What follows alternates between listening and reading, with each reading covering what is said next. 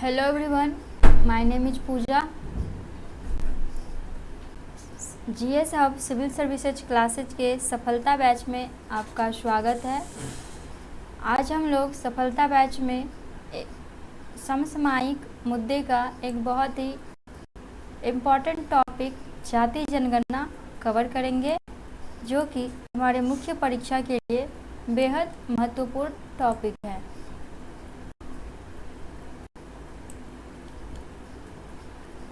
जैसा कि आप लोग जानते होंगे कि जाति जनगणना से कंटिन्यू 2 बार से मेंस में क्वेश्चन पूछा जा रहा है।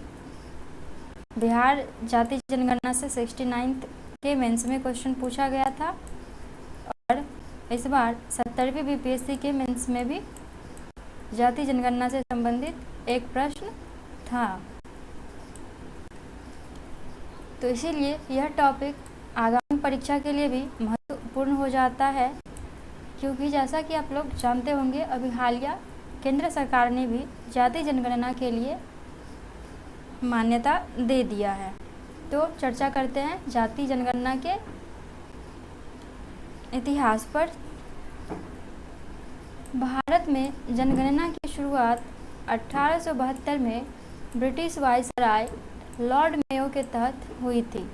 स्वतंत्रता से पहले कई बार सामाजिक आर्थिक जाति जनगणना हुई, लेकिन स्वतंत्रता के बाद केवल अनुसूचित जाति और अनुसूचित जनजाति से संबंधित आंकड़े ही जनगणना में दर्ज किए गए। 2011 में एक प्रयास किया गया। सामाजिक आर्थिक जाति जनगणना के माध्यम से जाति जनगणना हुई, लेकिन इसके अंतर्गत जुटाए गए जाति संबंधी आंकड़े कभी प्रकाशित नहीं किए गए। सामाजिक आर्थिक जाति जनगणना के जाति को छोड़कर बाकी आंकड़े 2016 में प्रकाशित किए गए। अब देखते हैं कि जनगणना क्या है। जनगणना एक व्यापक प्रक्रिया है जिसके तहत देश की पूरी आबादी से संबंधित जनसांख्यिकी, आर्थिक और सामाजिक आंकड़े एक निश्चित समय पर एकत्र, संकलित, विश्लेषण और प्रकाशित किए जाते हैं। भारत में 1951 से हर 10 साल में जनगणना होती है। अब देखते हैं जाति जनगणना या सामाजिक आर्थिक जाति जनगणना क्या है। स्वतंत्र भारत में पहली बार 2011 में जाति जनगणना सामाजिक आर्थिक जाति जनगणना के नाम से की गई थी। हालांकि इसके आंकड़े कभी सार्वजनिक नहीं हुए। भारत में जाति आधारित अंतिम प्रकाशित आंकड़े 1931 की जनगणना से उपलब्ध है। जाति सर्वेक्षण केंद्र सरकार को संविधान द्वारा जनगणना करने का विशेषाधिकार प्राप्त है। इसके बावजूद बिहार और उड़ीसा जैसे राज्य सरकारों ने अपने अपने स्तर पर जातिगत सर्वेक्षण किए हैं ताकि सामाजिक आर्थिक नीतियों के लिए सटीक आंकड़े जुटाए जा सके। जैसा कि आप लोगों को पता होगा कि जनगणना जो है वह केंद्र सरकार का विषय है, परंतु कई बार राज्य सरकारें जैसे कि बिहार, उड़ीसा और कर्नाटक जैसे राज्य अपने अपने स्तर पर सामाजिक और आर्थिक नीतियों के निर्माण के लिए सटीक जातिगत आंकड़े जुटाने के लिए प्रयत्नशील रहते हैं। इसी संदर्भ में बिहार में भी जाति जनगणना हुआ था। जाति जनगणना के पक्ष में तर्क। जाति जनगणना का समर्थन करने वाले उसके पक्ष में कई तर्क देते हैं, जिनमें से कुछ यहाँ पर प्रस्तुत है।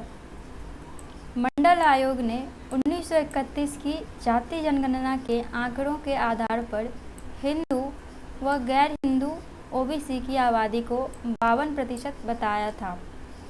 जाति जनगणना से संबंधित संवैधानिक प्रावधान। भारतीय संविधान का अनुच्छेद 340 पिछड़े वर्गों की सामाजिक और शैक्षणिक स्थिति की जांच करने और उपाय सुझाने के लिए आयोग गठित करने की अनुमति देता है। आरक्षण नीति में सुधार। जाति जनगणना से यह तय करने में मदद मिलेगी कि किन जातियों को शामिल या बाहर किया जाए। नीति निर्धारण में सहूलियत। व्यापक आंकड़े बेहतर योजनाएं और क्रियान्वयन में मदद करेंगी। जैसे कि अगर जाति संबंधित विभिन्न आंकड़े उपलब्ध होंगे तो इससे सरकारों को यह पता होगा कि उनके राज्य में जो पिछड़ेपन का स्तर है वह क्या है और कौन सी जाति में कितना है। उसी के आधार पर बेहतर योजनाएं बनाई जा सकेगी और उसका बेहतर क्रियान्वयन करने में भी सहायता होगा। आरक्षण व्यवस्था का पुनर्गठन। जैसे कि न्यायमूर्ति रोहिणी समिति ने ओबीसी उपवर्गीकरण की सिफारिश की थी, लेकिन चूँकि डेटा की कमी से ओबीसी उपवर्गीकरण की ओर प्रगति नहीं हो पाई। ओबीसी प्रतिनिधित्व। एससी और एसटी के लिए जनगणना आंकड़े हैं, लेकिन ओबीसी के लिए जनगणना से संबंधित आंकड़े उपलब्ध नहीं हैं, जिससे आरक्षण नीति प्रभावित होती है और कई बार आरक्षण प्रभावी न होकर केवल प्रतिनिधित्व मूलक ही रह जाता है। जातियों के भीतर असमानता। अक्सर आरक्षण का लाभ कुछ प्रभुत्वशाली वर्गों को ही मिलता है। डेटा से वंचित वर्गों की पहचान हो सकेगी, जिससे जातिगत असमानता को समाप्त करने में मदद मिलेगी। जैसा कि एग्जाम्पल के तौर पर आप देख सकते हैं कि बिहार में जो 2023 में जनगणना हुआ था, उसके अनुसार बिहार में अच्छी शिक्षा और सरकारी नौकरी तक पहुंच प्राप्त प्रत्येक 10,000 में धोबियों की संख्या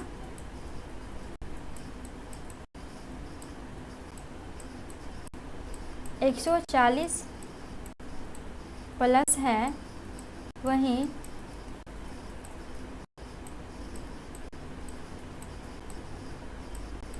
पासवान की संख्या उच्च शिक्षा और अच्छी नौकरी में प्रति 10,000 में 45 है। वहीं मुसहर संप्रदाय का प्रतिनिधित्व उच्च शिक्षा और अच्छे सरकारी अवसर में केवल 1,000 में 1 है। तो यहाँ पर हम यह जातिगत असमानता देख सकते हैं किस तरीके से विद्यमान है। इसीलिए अगर जातिगत आंकड़े उपलब्ध होंगे तो वंचित वर्गों की पहचान कर उन तक अपेक्षित योजनाओं का लाभ पहुँचाया जा सकता है। जाति प्रमाण पत्र में धोखाधड़ी। सत्यापित डेटा से गलत तरीके से जाति प्रमाण पत्र हासिल करने पर रोक लगेगी। न्यायालय की मांग। न्यायालय आरक्षण को लेकर बार बार आंकड़ों की मांग करता है। बिना डेटा के आरक्षण योजनाएं न्यायिक जांच में फंसती है। कल्याण योजनाओं का बेहतर लक्ष्य निर्धारण। जाति जनगणना से वंचित तबकों तक सरकारी लाभ पहुंचाया जा सकेगा और जन कल्याण को सुनिश्चित करने में सहायता होगी। अब देखते हैं जाति जनगणना के विरोध करने वाले वर्ग इस संबंध में क्या तर्क देते हैं। जातियों का अनुमान एनएसएसओ और एनएफएचएस जैसे सरकारी सर्वेक्षणों से पहले ही उपलब्ध है। जातीय पहचान की कठोरता। जाति जनगणना जाति विहीन समाज का जो स्वप्न है उसे कमजोर कर सकता है। राजनीतिक ध्रुवीकरण। जाति जनगणना के विरोध करने वाले एक दल का मानना है कि जातिगत जनगणना प्राप्त होने से पार्टियां जातिगत आंकड़ों का उपयोग वोट बैंक के लिए कर सकती है।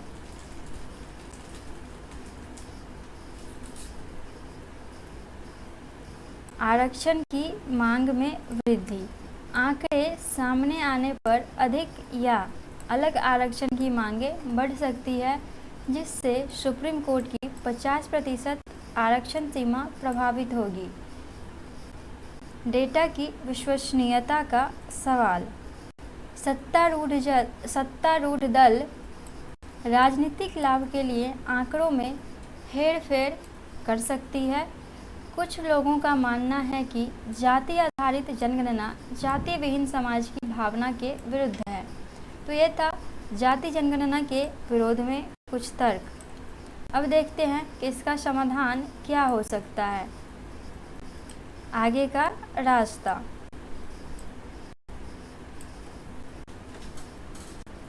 राजनीतिक सहमति। जाति जनगणना जैसे मुद्दे पर व्यापक राजनीतिक सहमति होनी चाहिए। ओबीसी उपवर्गीकरण तमिलनाडु, आंध्र प्रदेश, पश्चिम बंगाल की तरह उपवर्गीकरण पर ध्यान दिया जा सकता है। तकनीकी का उपयोग। एआई और मशीन लर्निंग की मदद से पहले से उपलब्ध जातिगत आंकड़ों से जानकारी निकाली जा सकती है। समावेशी परामर्श। समुदाय के नेताओं, कार्यकर्ताओं और विशेषज्ञों को इसके तहत शामिल किया जा सकता है, जिससे एक समावेशी परामर्श निकल सके। जातियों और उपजातियों की पहचान। प्रारंभिक अध्ययन राज्य और जिला स्तर पर किए जाएं। आवधि समीक्षा। जनगणना को सामाजिक संरचना के साथ अद्यतन रखने की व्यवस्था बनाई जाए। तो यह कुछ उपाय है जो कि जाति जनगणना के संदर्भ में अपनाए जा सकते हैं। अब देखते हैं जाति जनगणना से संबंधित निष्कर्ष। जाति जनगणना अवसर और चुनौतियां दोनों को प्रस्तुत करती है। एक ओर यह सामाजिक आर्थिक असमानताओं को दूर करने में मदद कर सकती है, तो दूसरी ओर जाति विभाजन को और मजबूत करने का खतरा भी है। यदि इसे पारदर्शिता और ईमानदारी से किया जाए तो यह भारत को सामाजिक न्याय की दिशा में आगे ले जाने में सहायक हो सकती है। तो यहाँ जाति जनगणना से महत्वपूर्ण तथ्य समाप्त होता है, जिसमें हमने चर्चा किया कि जाति जनगणना क्या है, इसके पक्ष में कौन कौन से तर्क दिए जाते हैं, इसके विरोध में कौन से तर्क हैं और इसका क्या समाधान हो सकता है, और अंततः इसका हम लोगों ने निष्कर्ष देखा। अब आगे बढ़ते हैं।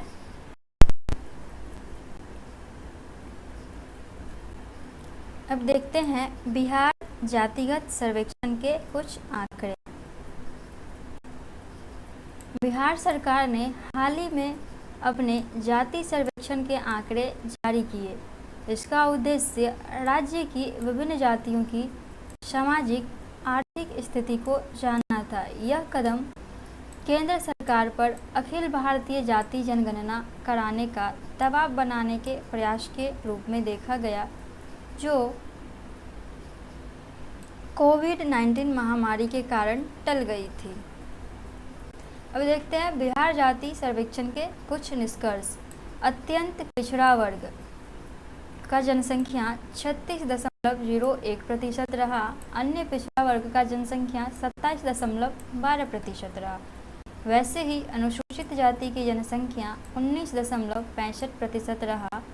अनुसूचित जनजाति की जनसंख्या लगभग 1.68% का रहा। सामान्य वर्ग का जनसंख्या 15.52% का रहा। सर्वेक्षण के अनुसार बिहार की कुल जनसंख्या 13,07,25,310 है, जो कि 2011 की जनगणना में दर्ज 10.41 करोड़ की तुलना में अधिक है। धार्मिक जनसांख्यिकी से पता चलता है कि राज्य की 81.99% आबादी हिंदू है, जबकि 17.72% आबादी मुस्लिम समुदाय से संबंधित है। बौद्ध, ईसाई, सिख और जैन जैसे अन्य धार्मिक समुदायों की संख्या बहुत ही कम प्रतिशत में है। अब देखते हैं आसिम अली, राजनीतिक विश्लेषक, का जाति जनगणना पर दृष्टिकोण। आसिम अली का जाति जनगणना पर जो दृष्टिकोण है वह राजनीतिक दृष्टिकोण से विशेष महत्व रखता है, तो इस पर थोड़ा चर्चा करते हैं। जाति जनगणना की आलोचना, इसको हम इसमें भी लिख सकते हैं। जाति जनगणना का जो पहले हम लोगों ने विपक्ष में तर्क दिया है, उसमें चाहे तो इसको इंक्लूड कर सकते हैं।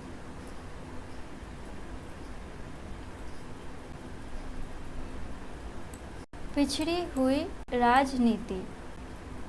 आसिम अली जाति जनगणना को एक प्रतिगामी कदम मानते हैं जो 1990 के दशक की मंडल बनाम मंदिर राजनीति की वापसी जैसा है। एक बार फिर विभाजनकारी पहचान आधारित राजनीति के चक्र को दर्शाता है जिससे देश अब तक आगे बढ़ चुका है। कुल मिला के आसिम अली के अनुसार जो जाति जनगणना है वह हमारे देश में एक बार फिर से सामाजिक सौहार्द को नुकसान पहुंचा सकता है और विभाजनकारी तत्वों को बढ़ावा दे सकता है और फिर से एक बार भारतीय समाज जातिगत बंधनों में जकड़ सकता है। आगे देखते हैं समान भागीदारी पर ध्यान।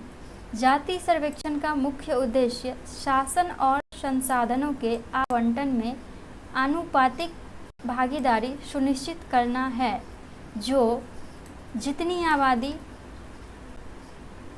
उतना हक के विचार को दर्शाता है। आसिम अली के अनुसार यह एक प्रगतिशील दृष्टिकोण की बजाय पहचान आधारित राजनीति की ओर पीछे जाने वाला कदम है। जैसा कि हम लोगों को पता ही है कि जो समान भागीदारी है, समान भागीदारी सुनिश्चित करने के लिए संविधान में व्यापक प्रावधानों का समावेशन किया गया है, जैसे कि अनुच्छेद 15, 16, अनुच्छेद 38, अनुच्छेद 39 और ऐसे और भी प्रावधान हैं जो संविधान में समान भागीदारी के दृष्टिकोण से किया गया है। ऐसे में जितनी आबादी उतना हक का विचार पहचान आधारित राजनीति पर आधारित होगा, जो कि समाज को पीछे की ओर ले जाएगा। मंदिर राजनीति 2.0। आधुनिक काल की जातिगत राजनीति को 1990 के दशक की मंदिर राजनीति से जोड़ा गया है। यह विशेष रूप से उन निम्न वर्गों की आकांक्षाओं को संबोधित करता है जो मध्यवर्गीय स्थिति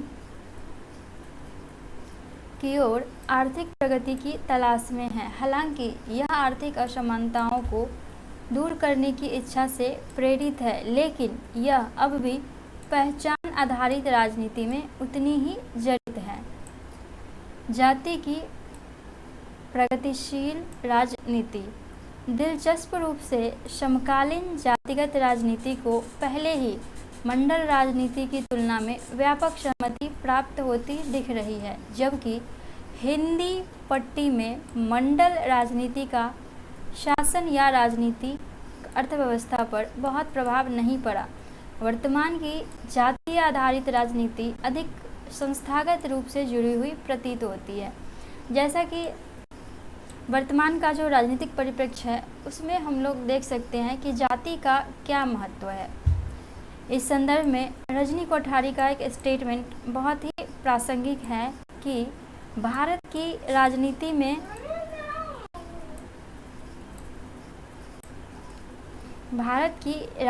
में जाति है अथवा जाति में राजनीति है, इसको अलग करना लगभग असंभव है।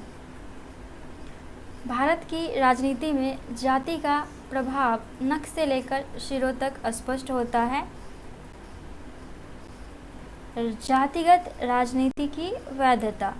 कुछ क्षेत्रों में असफलताओं के बावजूद जातिगत राजनीति ने भारत भर में जन सक्रियता के एक प्रभावी उपकरण के रूप में अपनी वैधता बनाए रखी है।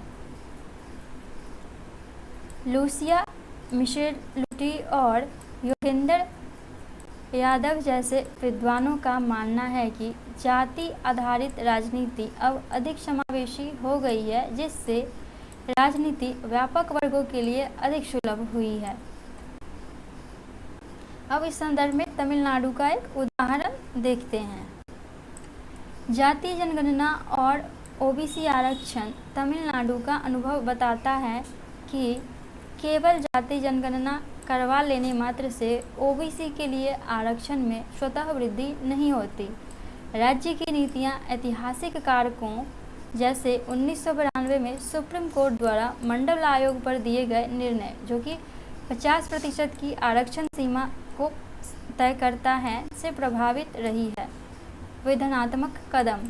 तमिलनाडु को अपने आरक्षण को सुनिश्चित करने के लिए अपने स्वयं के कानून बनाने पड़े,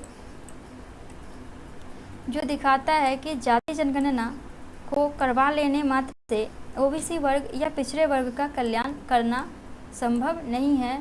उसके लिए व्यापक स्तर पर कई और संशोधन और समावेशन करने की आवश्यकता होती है। इसी संदर्भ में बिहार का जो जातिगत जनगणना था, उसके आधार पर 75% आरक्षण बिहार सरकार ने देने की बात कही थी, जिसको सुप्रीम कोर्ट में चैलेंज किया गया और सुप्रीम कोर्ट ने इसको खारिज कर दिया। अतः बिहार सरकार का जो जातिगत सर्वेक्षण था, उसके आधार पर तय किए गए 75% के कोटा को सुप्रीम कोर्ट ने अवैध माना और इसे लागू नहीं होने दिया। तो इस तरह से हम देख सकते हैं कि जातिगत जनगणना के कई व्यापक परिणाम हैं, जो कि इसके सकारात्मक और नकारात्मक दोनों केंद्रों को संदर्भित करते हैं। इस प्रकार इस वीडियो में हम लोगों ने व्यापक रूप से जाति जनगणना के संबंध में चर्चा किया। उम्मीद है आप लोगों को समझ में आया होगा और आप लोग एक बेहतर उत्तर लिखने की स्थिति में होंगे। वीडियो देखने के लिए धन्यवाद।